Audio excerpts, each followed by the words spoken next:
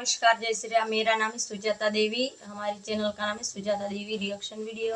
आज का वीडियो हम लेके आए हैं, रूस इतना सस्ता तेल कैसे निकालता है, इसके बारे में दोस्तों वीडियो है। आप सब हमारे वीडियो के साथ बने रहना, हमारे चैनल को लाइक करना, शेयर करना। बढ़ते हैं वीडियो।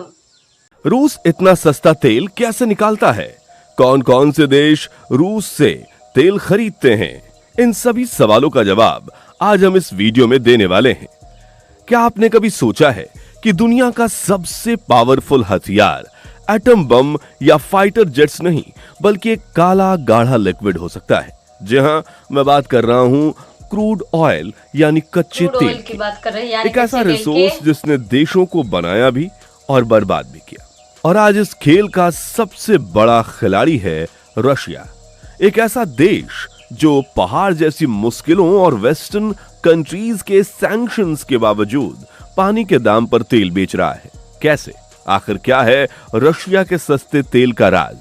कौन से देश चोरी छुपे या खुलेआम उससे तेल खरीद रहे हैं? और सबसे बड़ा सवाल, क्या आने वाले वक्त में रशिया सऊदी अरबिया और यूएई जैसे अरब देशों को भी कंट्रोल करके दुनिया की एनर्जी सप्लाई का अनडिस्प्यूटेड किंग बन जाएगा? आइए आज की वीडियो में इन्हीं सारे गहरे राजों से पर्दा उठाते हैं। रशिया का सस्ता तेल। रशिया के पास सस्ता तेल प्रोड्यूस करने के पीछे एक कोई मैजिकल फॉर्मूला नहीं है, बल्कि इसके पीछे कई बड़े कारण हैं। सबसे पहला और सबसे बड़ा रीजन है रशिया की ज्योग्राफी। रशिया के पास दुनिया के सबसे विशाल नेचुरल गैस और ऑयल रिजर्व्स हैं, जिसका ज्यादातर हिस्सा साइबेरिया के बर्फीले इलाकों में है। ये रिजर्व्स इतने बड़े हैं कि रशिया को तेल खोजने के लिए बहुत ज्यादा पैसा खर्च नहीं करना पड़ता। दूसरा बड़ा कारण है सोवियत एरा का इंफ्रास्ट्रक्चर। जहां सोवियत यूनियन था, तब उन्होंने पूरे देश में ऑयल और गैस निकालने के लिए पाइपलाइंस और रिफाइनरीज का एक बहुत बड़ा जाल बिछाया था। आज भी वही पुराना इंफ्रास्ट्रक्चर काम आ रहा है, क्योंकि इस पर नया कैपिटल इन्वेस्टमेंट कम है, इसलिए उनकी प्रोडक्शन कॉस्ट अपने आप कम हो जाती है। तीसरा पॉइंट है स्टेट कंट्रोल। रशिया की सबसे बड़ी ऑयल कंपनी जैसे कि रोस्नफेट और गैज़प्रॉम सरकारी कंपनीज हैं। इनका मतलब है कि सरकार तेल की कीमत को कंट्रोल कर सकती है, डोमेस्टिक मार्केट में उसे सस्ता रख सकती है और इंटरनेशनल मार्केट में अपनी मर्जी से दाम तय कर सकती है। ये स्टेट कंट्रोल उन्हें जियोपॉलिटिकल टूल के रूप में ऑयल का इस्तेमाल करने की ताकत देता है। अब आपके मन में यह सवाल जरूर आ रहा होगा कि साइबेरिया की -50 डिग्री सर्दी में, जहां जमीन सालों से बर्फ की तरह जमी हुई है, वहां से इतना सस्ता तेल निकालना आखिर मुमकिन कैसे है? इसके पीछे रशिया की जबरदस्त आर्किटेक्ट इंजीनियरिंग और टेक्नोलॉजी है। यहाँ नॉर्मल मशीनरी काम नहीं कर सकती, क्योंकि इतनी सर्दी में आर्म स्टील पत्थर की तरह टूट जाता है। इसलिए ड्रिलिंग रिग्स से लेकर पाइपलाइंस तक सब कुछ स्पेशल आर्टिक ग्रेड स्टील से बनाया जाता है, जो एक्सट्रीम ठंड को झेल सकती है। सबसे बड़ी चुनौती है परमाफ्रॉस्ट पर कंस्ट्रक्शन करना। अगर ड्रिलिंग की गर्मी से ये जमी हुई जमीन पिघल गई तो पूरा का पूरा ऑयल रिग जमीन में धंस सकता है। इससे बचने के लिए स्ट्रक्चर को जमीन के ऊपर गहराई तक गाड़े गए स्टिल्स या पाइप पर बनाया जाता है। तेल निकालने के बाद उसे हजारों किलोमीटर दूर रिफाइनरीज तक ले जाना भी एक चैलेंज है। इसके लिए इंसुलेटेड पाइपलाइंस का जाल बिछाया गया है। इन पाइपलाइंस में तेल के फ्लो को बनाए रखने के लिए उसे रेगुलर इंटरवल्स पर गर्म किया जाता है, ताकि वो अंदर जम न जाए। यह पूरा प्रोसेस बेहद महंगा और मुश्किल है, लेकिन सालों के एक्सपीरियंस ने रशिया को इसका मास्टर बना दिया है। कौन है रशिया के तेल के सबसे बड़े ग्राहक? यूक्रेन पर हमले से पहले रशिया का सबसे बड़ा ऑयल कस्टमर यूरोप था। जर्मनी, नीदरलैंड, पोलैंड जैसे देश पूरी तरह से रशियन एनर्जी पर निर्भर थे, लेकिन जंग के बाद अमेरिका और यूरोपियन यूनियन ने रशिया पर कठोर आर्थिक प्रतिबंध लगाकर करने की सोची, यानी इकोनॉमिकल सैंक्शन लगाया। इसका मकसद था रशिया की इकोनॉमी को तोड़ना, ताकि वो जंग फंड ना कर पाए।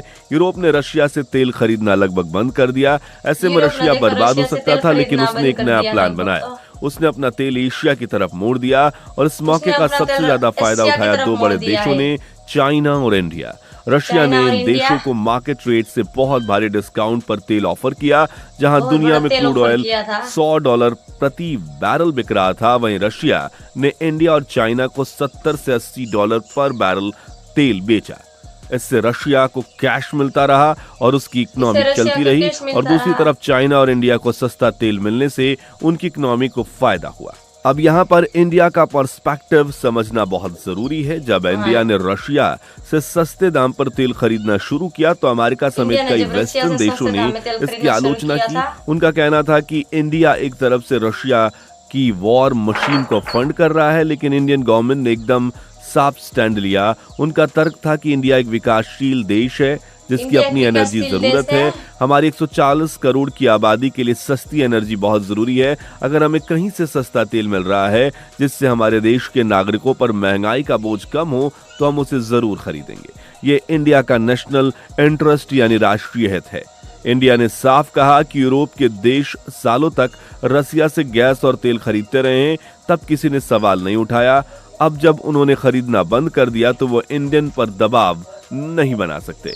इस कदम से इंडिया ने एक तीर से दो निशाने लगाए। एक तरफ उसे सस्ता तेल मिला जिससे इन्फ्लेशन कंट्रोल करने में मदद मिली, और दूसरी तरफ उसने दुनिया को यह संदेश दिया कि इंडिया अपनी फॉरेन पॉलिसी किसी के दबाव में नहीं बल्कि अपने देशवासियों के हित में तय कर रहा है। क्या रशिया अरब देशों के तेलों पर भी कब्जा करेगा? ये सवाल रशिया सुनने क्या में अरब किसी हॉलीवुड दूसरे फिल्म की देशों पर भी स्क्रिप्ट जैसा कब्जा लगता है, करेगा? लेकिन देखते हैं जियोपॉलिटिक्स वीडियो में में। कुछ भी नामुमकिन नहीं होता। हालांकि वीडियो के साथ कब्जा और बने टेक रहना। ओवर का मतलब ये नहीं होता कि डायरेक्ट मिलिट्री एक्शन होगा। ऐसा सोचना गलत होगा कि रशियन टैंक्स सऊदी अरेबिया के ऑयल फील्ड्स में घुस जाएंगे।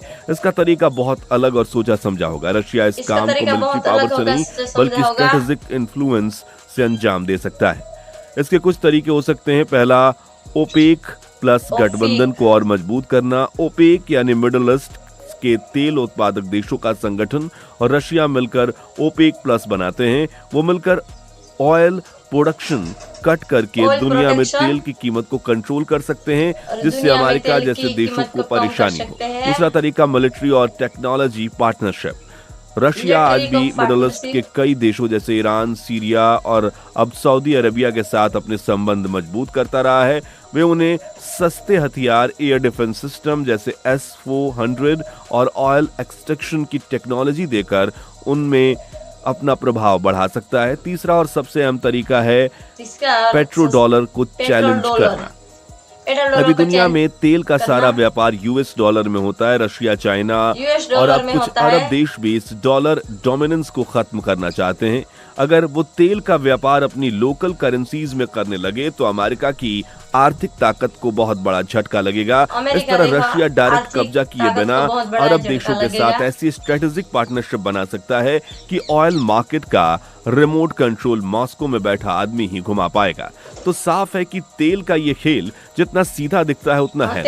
रशिया ने अपने नेचुरल रिसोर्सेज, पुराने इंफ्रास्ट्रक्चर और स्मार्ट डिप्लोमेसी के दम पर रशिया ने वेस्टर्न सैंक्शन को प्रभावहीन कर दिया है। इंडिया जैसे देशों ने अपने नेशनल इंटरेस्ट को सबसे ऊपर रखते हुए इस सिचुएशन का फायदा उठाया है और आने वाले कल में डायरेक्ट जंग का नहीं बल्कि इकोनॉमिक और स्ट्रेटेजिक इन्फ्लुएंस का होगा, जिसमें रशिया मिडिल ईस्ट के साथ मिलकर एक नया पावर सेंटर बनाने की कोशिश जरूर करेगा।